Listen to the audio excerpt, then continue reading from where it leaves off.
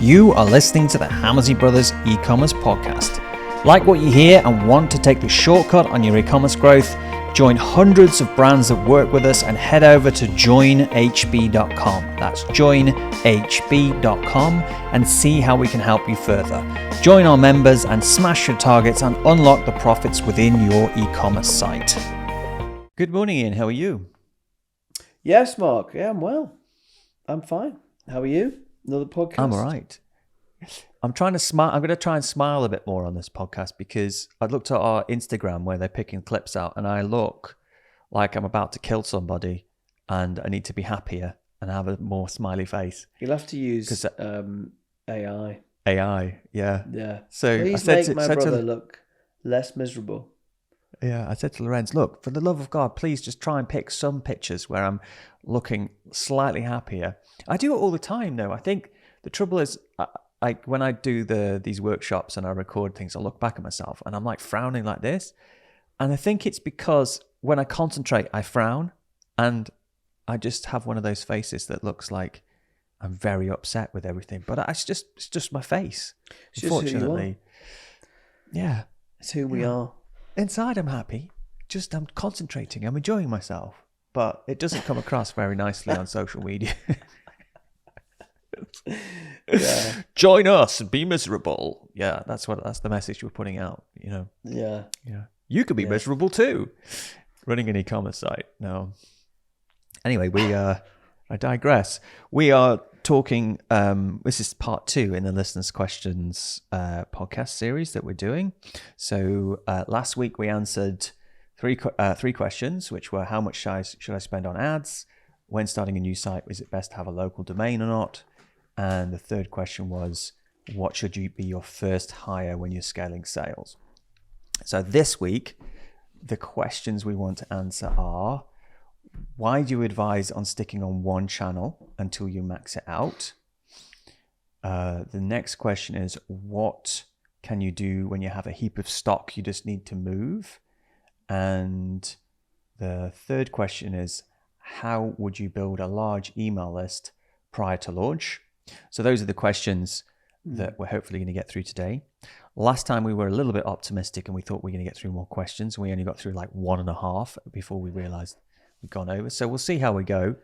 So the first question, why do you advise on sticking on one channel until you max it out? Let me just clarify that. What we talk about, one marketing channel.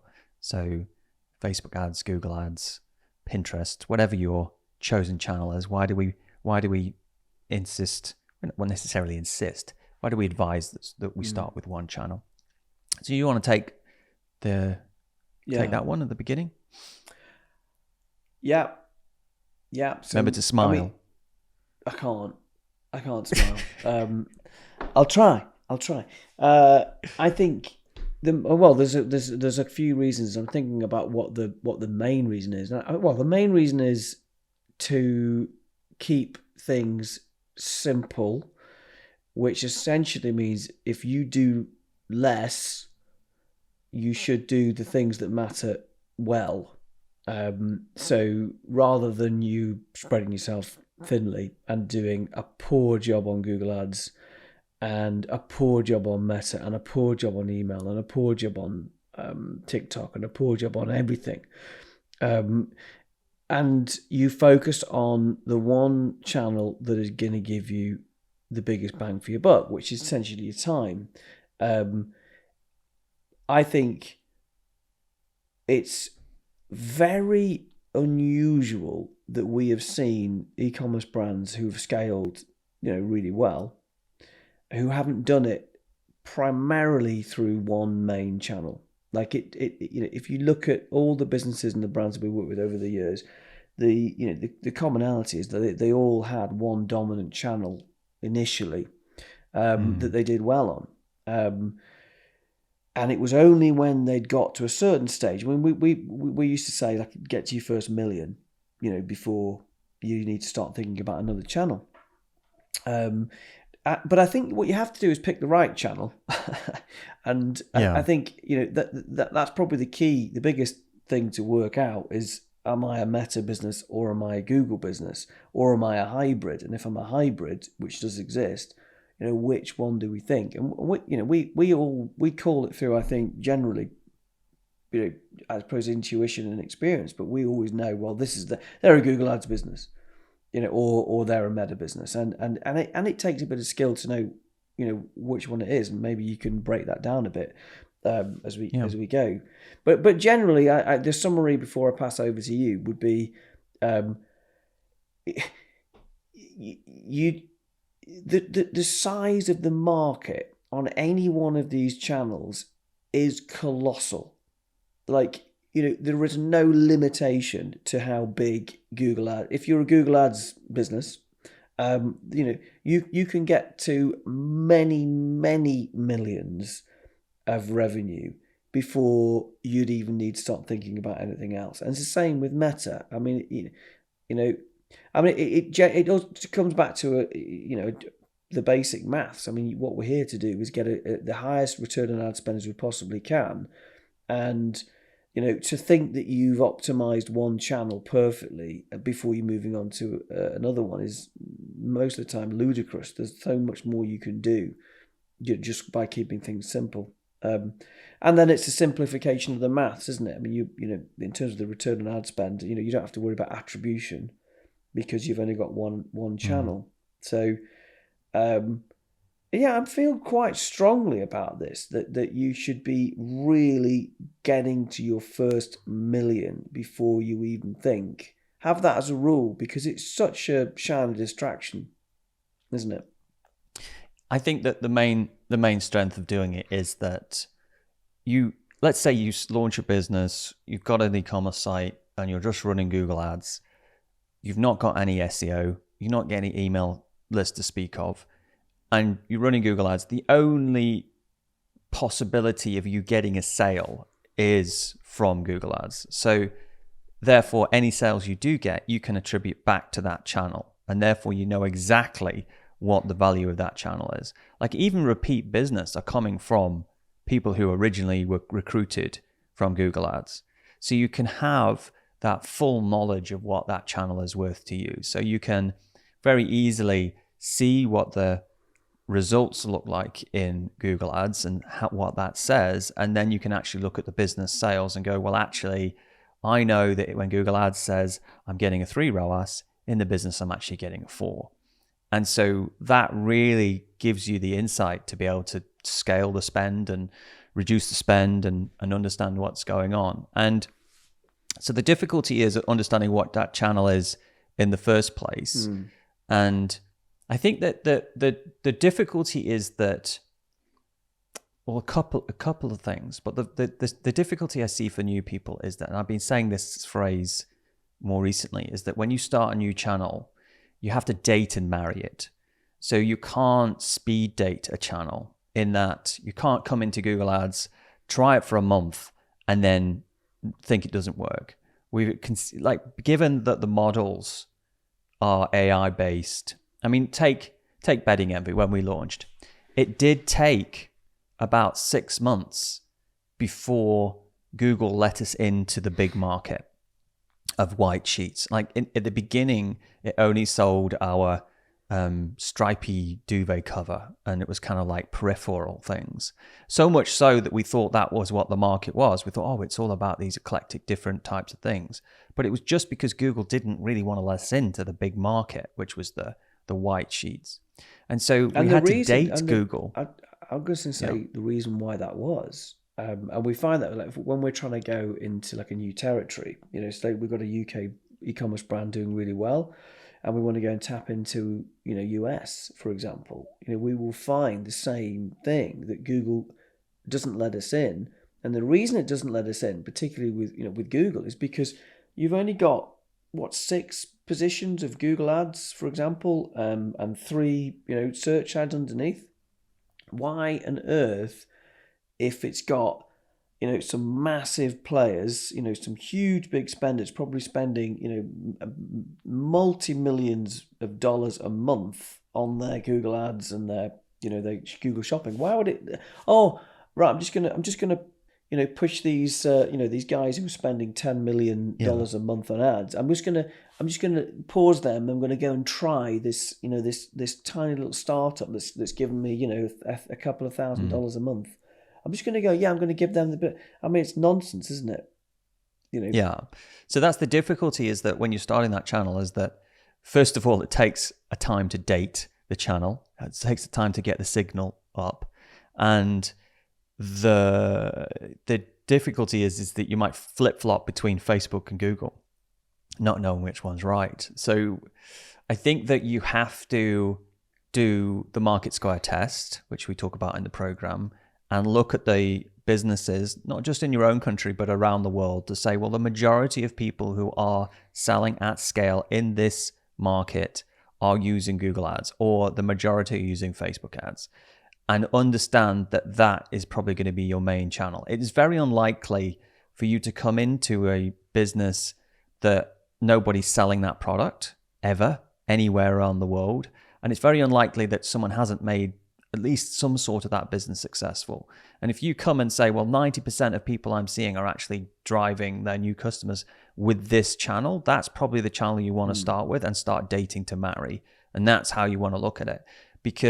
And you also want to not spend too much so that you put yourself out of the game. If you say you have I've got $10,000 to spend on this, and you go and blow it all in a month, it's game over.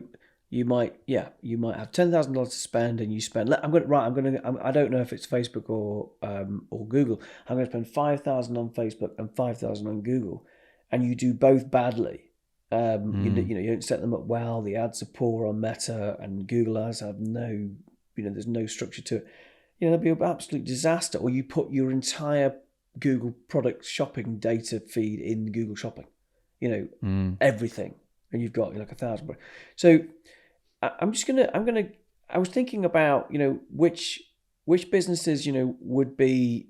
We would go, well, they're clearly a Google ads business, and which businesses would be the opposite. They're clearly a Facebook ads business.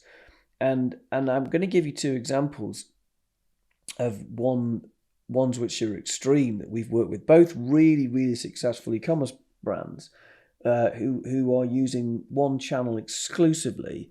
And the first one I'm going to mention are doing 70 million in the UK using Google and not doing any Meta at all. And that's car parts. It's a car part company selling car batteries. And the reason why Google is a dominant channel for them is because when you need a car battery, you need a car battery, and you go into Google to search for a car battery. You don't go onto Meta and Facebook to chat to your mates and go, oh yeah, my car doesn't start. My car hasn't started. I do need, it is such an intent, problem-solving, rational purchase. It is absolutely the best example I can think of. That is a also Google, B2B. Google. B2B is dominated on Google Ads. I mean, we've got quite a few B2B people working with us. Pretty much none of them are spending a huge amount on Meta ads. It's not that. There's a couple, isn't there? But mainly a little bit. Mainly it's Google. A little bit.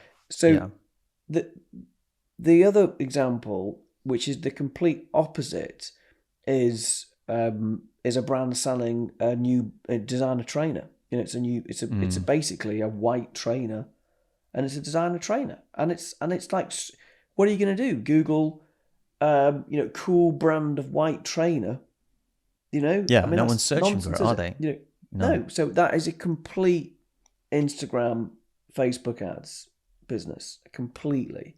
And it's never going to work on Google. The only thing we can do on Google ads is maybe suck up a bit of brand traffic. That's basically it. So I was trying to think about, well, why is it so obvious to us? Because we can call it. So what is the rationale? And I was thinking about it in my head, and you might have a better answer. But I think it's a mixture of problem-solving, rational versus desirability lifestyle, and also awareness of the product in the first product place. Awareness is key, isn't it? If they are aware of the product and they are aware of the solution, they're most likely to be searching for it on Google.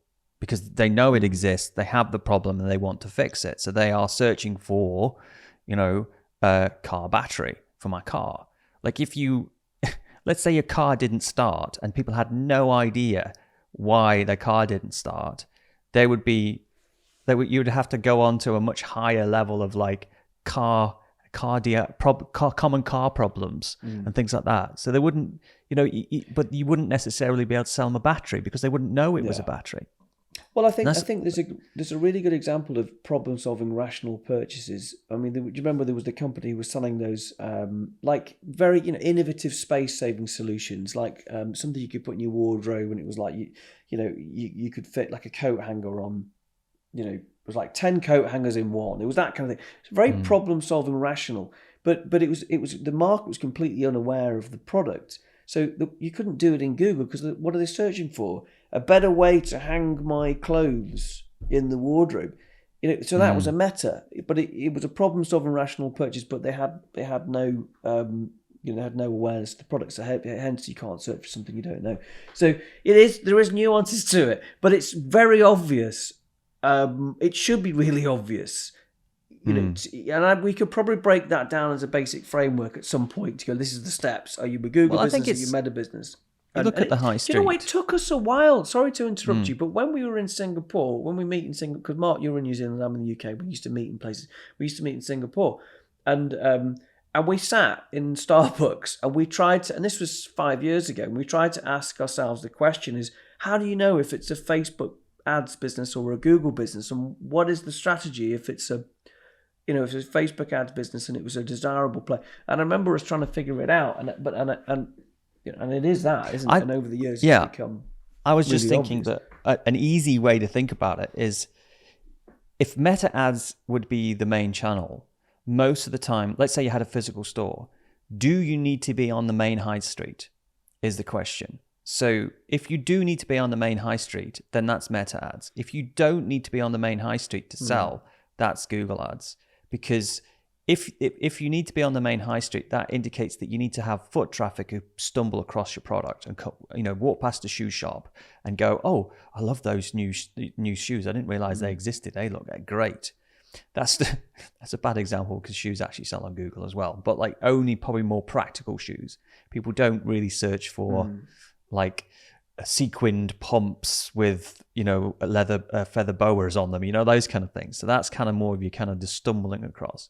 But I think that if you think about the shops that are on the high street, they're usually tucked around the back, like a locksmith or a DIY store, or the car parts store.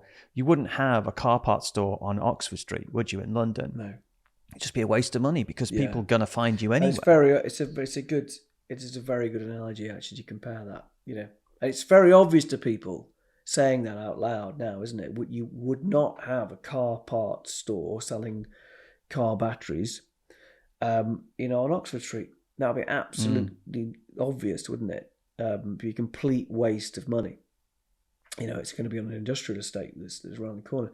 So that's interesting. But I think once you figure that out, and hopefully that's given people a bit of clarity on the view of Facebook. I mean, some businesses are hybrid. Like I said, I think Bedding Envy, our store that we use to teach people, is both. It is both. There's enough intent on Google to make it work, and but there's also an element of meta. But having said that, we scaled it to the first million, and we never bothered with Meta because we knew we could easily get it from Google. So we had no We problem. need to talk about. We're talking about paid channels. We're not talking about email. So we would use email as a channel from the get-go. So we're talking about which paid channel, which one made paid channel. We wouldn't go, I'm just going to use Google Ads and I'm not going to use email at all. It'd be like stupid. Yeah, it's just a paid ads where your ads are, which is predominantly. I mean, it's obviously Google Ads, it's Meta, it's TikTok, and it's Pinterest and it's Snapchat. But in the UK, the majority of the market is served by Google and Meta. Yeah, which includes, and Meta includes Instagram as well. So you could be all Instagram within that as well. Step one is understand where your dominant channel is, and step two is focus on that channel and don't worry about anything else until you've hit the first million. That's what I would do. Yeah. Keep things Sounds simple. Okay. So let's go to the next question. What can you do when you have a heap of stock you just need to move? You're sitting on a lot of stock that you need to liquidate. Yeah. So this has happened to us a few times. Yeah. So It's you a can talk to question. that. It's a question I get asked all the time. Didn't you have like $1 million worth of high-vis jackets at one point when you were about 26 years old? I seem to remember something like that. Yeah. But that wasn't. it was They're probably not relevant to this, but I No. seem to remember you. No, but I think we've all been in situations where we've gone, oh crap, we've got loads of stock in the warehouse. Right, I'm getting panicky. I mean, it happens with Bedding Envy where we're like, I think we've got 3 containers in the ports now, getting charged £350 a day because we've run out of space in the warehouse because Mukesh has gone crazy and ordered loads of stock, which is his favourite thing to do. But it's a question I get asked daily, and I think the question about how do I get rid of a load of stock, or because which is the same question is how do I immediately increase sales, instantly? And there's only really a couple of things to do that have an instant effect. And the first one is the offer architecture, which is creating a sale. So, the offer architecture essentially is giving a reason why, and that is an event. You're creating an event that is a short period of time that's relevant to your buying cycle. So how many days people take to buy on average. So make it relevant. Create a sale. Email and make sure that's amplified on the website so people can clearly see it. So you create an event. It's June now. It will be the June event. We've got a June sale. Email the event. Lower your return on ad spend target. So basically getting more traffic to the site, and that's it really. It's a promotion. The biggest thing here is a promotional architecture. It's an offer architecture, and that is it. And then we set that up, and then you've got something to email people about, and you've got something to then put in your ads, which hopefully will give you that push. I mean, that is the fundamental. The thing that sets it on fire is the believability of that offer. So if you actually genuinely open up about the fact that you've got $1 million of high-vis jackets, and you do a video of you sitting in front of them in the factory and saying, not the factory, in the warehouse, and saying, I have over-ordered high-vis jackets.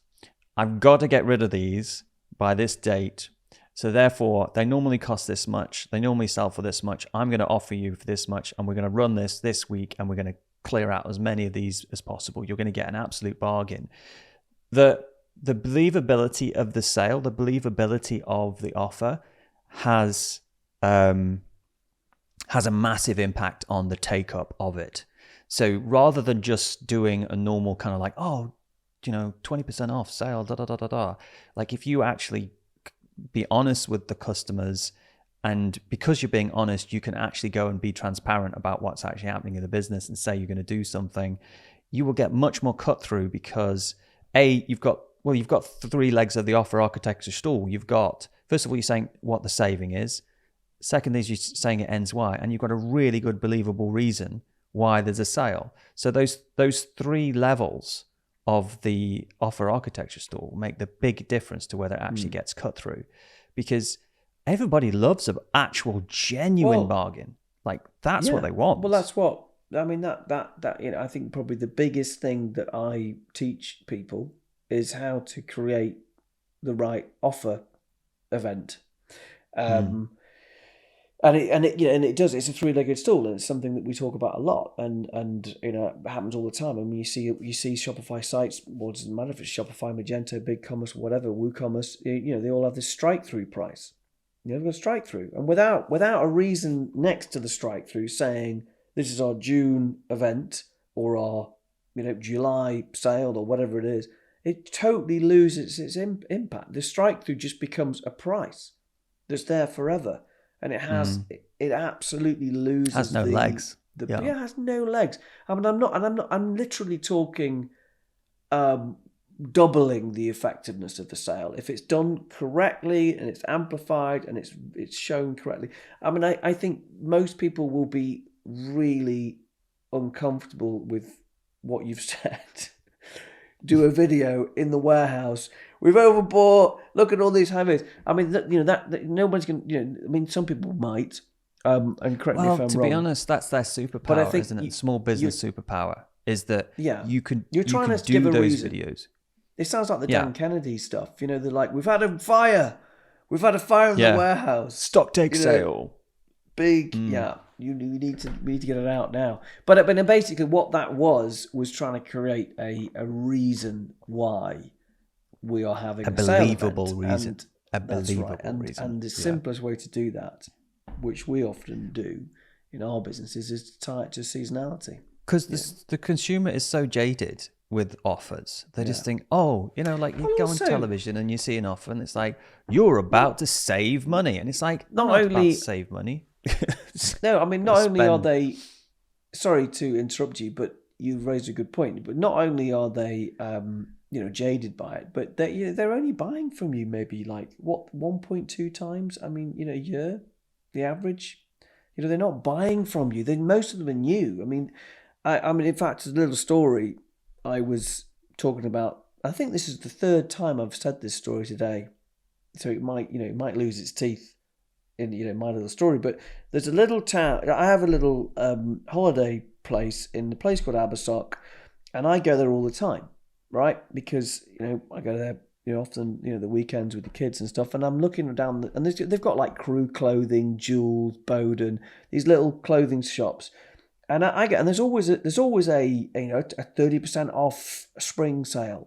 Big red banners in the windows, 30% off spring sale, and then go again. It'll be a 30% off summer sale, and it'll be our big end of holiday sale. There's always a reason. There's always an event on these stores. But these the tourists come in and they're only there once a year. They've never seen these events. They don't realise that this is how the retail world works. Retailers on the high street are way better at this than online. They're really good at merchandising and creating an event because they know it makes the difference between them walking past the shop or going in the shop. I mean, it's literally that straightforward. And so, I know this is what's happening, but of course I'm seeing it all the time. And you're a brand owner, you always say, well, our customers are different. No, they know. And I'm like, well, that's what everybody says. Yeah. So and they're also, it's not just about discounting, but you go and buy a pair of jeans these days and they'll go, well, it's actually 2 pairs and you get a third pair free multiply. Or something like that. Do a multiply. And you go, there's an event. Well, I was never going to buy 3 pairs of jeans, but I think I might buy a different color and then I'll get a random, and you're suddenly spending double the amount than you would. And you'd never do that. And I think it's the same with, I was speaking to someone, I was speaking to my son actually about this, and I was saying, well, you've got a business where people buy once, right? So they buy once, they buy the map and they buy once. Very rarely do people buy 2, but some people could buy 2. Right. And I said, well, you're spending $50 to get the sale and you make a good profit from that, from getting $50 to get the sale. So why don't you take some of that $50 and try and get a second sale, and maybe try and get the second sale but buy for $25, give the customer an extra $25. And so you start to realize that it's much more beneficial for you to actually offer the customer something at the point of purchase in those types of businesses, because you're not going to get revenue. You either got to pay advertising to get a new person into the store again, which is going to cost you know exactly how much that costs you. The best way to increase your lifetime customer value. No. The best time to increase your lifetime customer value is there and then. Rather than trying to wait for them to come back in 6 months' time to give you another $40. Get your $40 off them at the point of purchase. Yeah. Because you get the cash up front, you get to put that back into your ads, and you get to get a better return on ad spend. The other interesting thing is lifetime customer value, average order value, conversion rate are exactly the same things. It has the same effect on your return on ad spend. If you get your conversion rate up, if you get your conversion rate up by 10%, or your average order value up by 10%, it's the same thing. Or your lifetime customer value up by 10%. It's exactly the same. Like they are all giving you a great return on ad spend. But even better, if you can get the lifetime customer value at the point of purchase, it's just. I only sort of I had said that to somebody today, and I was like, conversion rate and average order value have exactly the same net effects. Exactly the same. It doesn't matter if it's a 10% increase of average order value or a 10% increase in conversion rate. It's exactly the same. Has the same effect, and so does lifetime customer value. We are doing it. Anyway, I don't even know what the question was. What was the question? They actually have more of an impact if you think about it, because if you get the conversion rate up by 10%, and then if you get the average order value up by 10%, you're getting that on. Yeah. So it's like, let's say it's like 100. Yeah. So 110, and then you're doing 10% of that is more than 10% of 100. Yeah. And then so you actually get a much bigger effect if you sequentially increase them all by 10%. Yeah. So the other it's more than 30 basically. Yeah, the other interesting math stat that I also said today was this was just to a client who was having a mentoring session with. I was like, if you increase the average order value by 15%, conversion rate by 15%, and traffic by 15%, you get a 50% growth. And the first two are. I'll say the third one is easy. Like if you get 15% from conversion and 15% from average order value, traffic's no problem, because you can afford to get 15% more traffic because you're getting a higher return on ad spend, which means you can spend more on ads. So, like it's. I can't remember what the question we're answering. The question, yeah, no, that's what I just. Yeah, we've gone way off into the weeds. Yeah, the question was, how do we move a heap of stock quickly? Yeah. Which is basically the same as how do I create an instant revenue increase, and so let's go on. Short term answer, very short term is. Let's do one more. Based. Let's do one more, and we'll do the other two next week. So how would you build a large email list prior to launch? Well, how would you build a large email list? Now, I'm actually I think we should answer the question, which is more useful. Well, you've put there. Prior to launch. Now that's exactly what I put. Yeah. And I think that you've picked that question because you think it's going to be more relevant. But I think the more useful question is, how do I build a large email list full stop? Like, with never mind prior to launch, but also, as an existing e-commerce business. But I think that the reason I've asked that question is because if you can launch into an email list, because like when you're building an e-commerce business, you're ordering stock, which takes a while. You're designing it and stuff, and it's gonna arrive. So you got maybe you got your first container of goods. It'd be very nice to be able to sell that straight away as soon as you launch. The difficulty with it is that certain businesses don't tend We'll take car batteries. It's like a product launch business. Oh my God, I really need a car battery. Right, I'm going to do it. I'm going to go and click on that ad, and I'm going to go through. Yeah, I'm going to wait. I'm going to wait for them. Yeah. It just doesn't make sense. You can only do anticipation of things that people are excited about that's coming. So you can't do it on off the high street products like car batteries or bollards or those kind of things. Fridge hinges. Yeah, hinges. Example. No, you can't. So you can only really do it on something that's cool. So anything that does well on Kickstarter, right? They are the businesses that can build big email list launches, because on Kickstarter, you can't really launch a new fridge hinge unless for a different fridge. It's not exciting enough unless you are revolutionizing fridge hinges. And maybe it's a fridge hinge that opens the door automatically when you say open door fridge, and it opens. Cool. See, that would be exciting, because then you just go, because then you wouldn't have to bother pulling the fridge open. It's just so annoying having to use your own hands to open your fridge, isn't it? So, and you don't even want to clap. You just want to say open fridge. Well, what really want is like a neural inserts in your brain, so it just knows when you want food, and the fridge just opens and then reaches out and puts the food into your mouth. Yeah. I'd sign up for that. Wipes your chin And then, Yeah. that's what you want.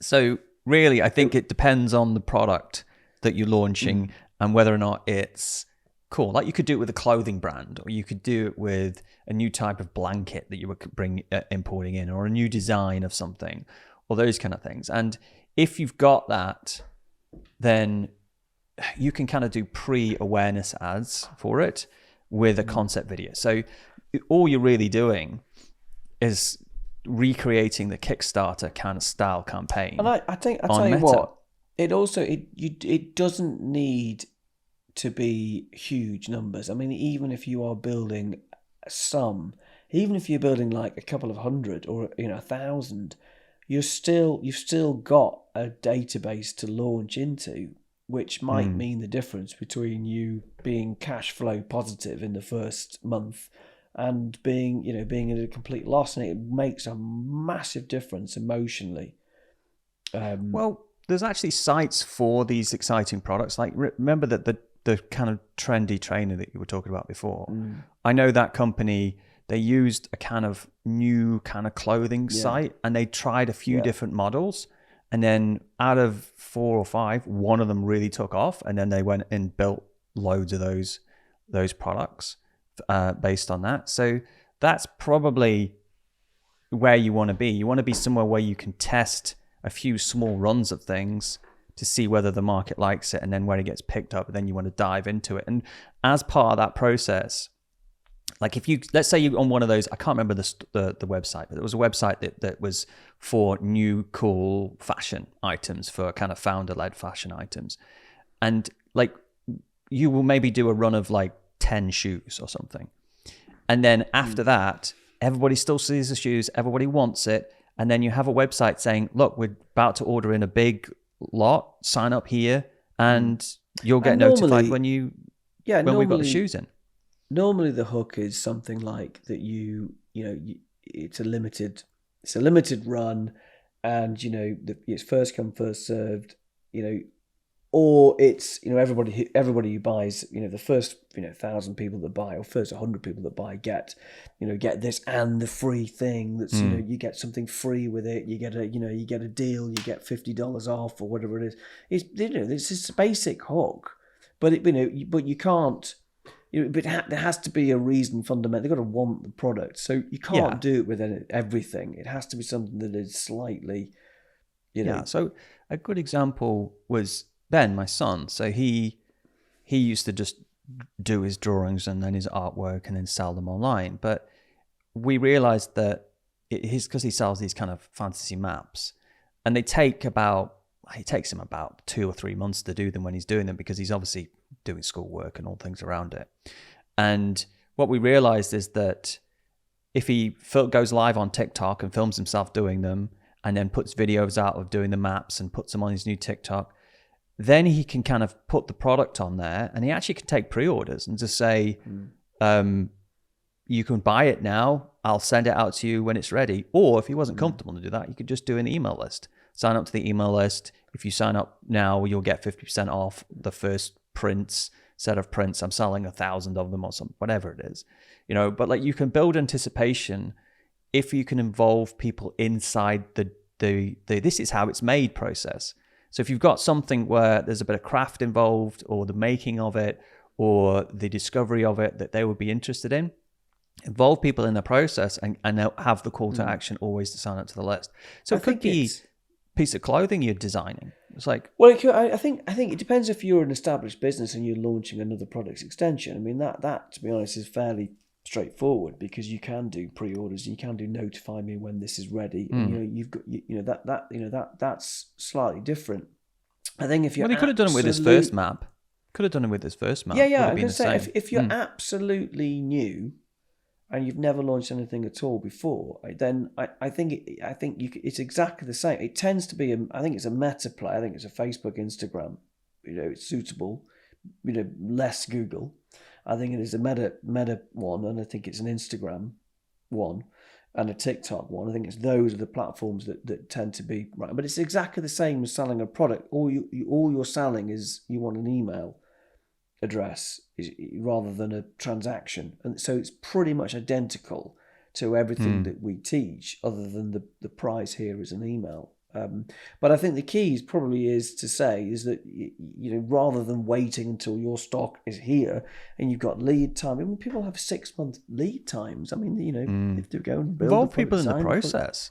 If you're going to China to source a product, or you're going to India to factory to source a product that's interesting, and say, I've met with this person, they think they can do my design, and they can't do my design, and I'm going to go and do this, and isn't this material wonderful? Like, this is amazing. We've got made in this material. And the reason people don't do it is because they feel that that competitors are going to see it and they're going to go and beat them. Well, they don't do it because they look at the incumbents, the competitors on the high street, and they go, well, no, they're not telling anybody about how these things are made.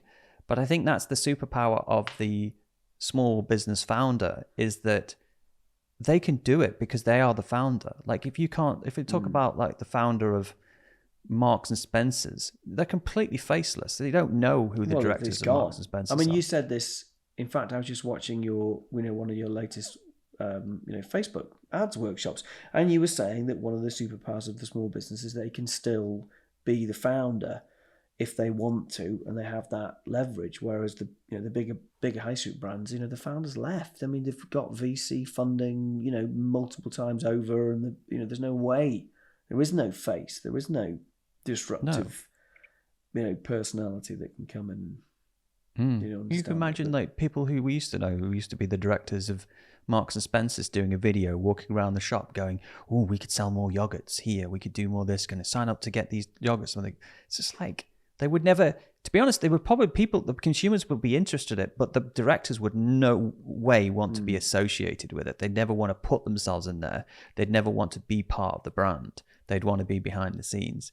Whereas the founder, it's their passion, it's their interest, they want to build a community around the business. And if you build a community around your business, it's so much cheaper. I know exactly, and particularly around those like we were saying, the designer trainers and the designer sunglasses. If you've got a following already on Instagram, that's basically the same thing. A following around you and an audience around you, it's a protective moat. It's the same as an email database. It's a protective moat, and your protective moat is your bank account. That's what it is. And people still have Facebook groups and things around their businesses, communities and stuff. It's just building whether it makes sense. Like, again, it wouldn't make sense if you were just selling car batteries to create a community around it, because it's not there. But if you were doing like a certain type of car, like a Porsche 911, like the old one, like you've got one of them. You could probably talk to this. There's communities around people like yourself who are middle-aged who buy old Porsches and leave them in a garage and never use them. It's like my meditation. This is my meditation. Have you actually got it at your house now? Yeah. I was working on it. I mean, I spent 2 hours this weekend replacing the hazard warning switch. Figuring out I was delighted. I was very happy. But absolutely. Yeah, but I mean, is it still an investment, a Porsche 911? Are they going up? Because they went up. They went up a lot. I think everything went up a lot during COVID because everybody had loads of money, and well, it was inflation as well. Asset inflation, wasn't it? The reason why originally classic cars went up was because there's no capital gains tax in the UK, right? On classic cars. Are they like classed as art and things like that? Yeah. So there was no. Yeah. And have they changed that? It's still the same or not? No, it's still the same. Yeah, that was one of the reasons why people. Because we would go, well, why would I put money in the bank or even buying gold? It is a capital gains tax. Yeah. Interestingly, gold sovereigns is not subject to capital gains. That's weird, isn't it? Isn't that? That's weird. Yeah. Gold sovereigns is because it's a coin. It's considered a like stamps. Bank. Yeah. Yeah. Anyway, that's a slightly off topic, isn't it? But that's one. Well, it doesn't really answer the question that we would. How do you build a large email address plan to launch? Gold sovereigns don't have corporations tax, so there you go. You never know where you're going to end up with a question. Which is like, you ask us this question, and we'll end up in Turkey. We just find these things interesting. Yeah, I think we'll finish there, Ian. We've done. We should. a very exciting 44 minutes, and people will be absolutely waiting for the next two questions. They will. Next week. They will. And enjoy it. All right then. Thank you very much. I'll see you Cheerio. next week. Thanks everybody. Cheers. Bye.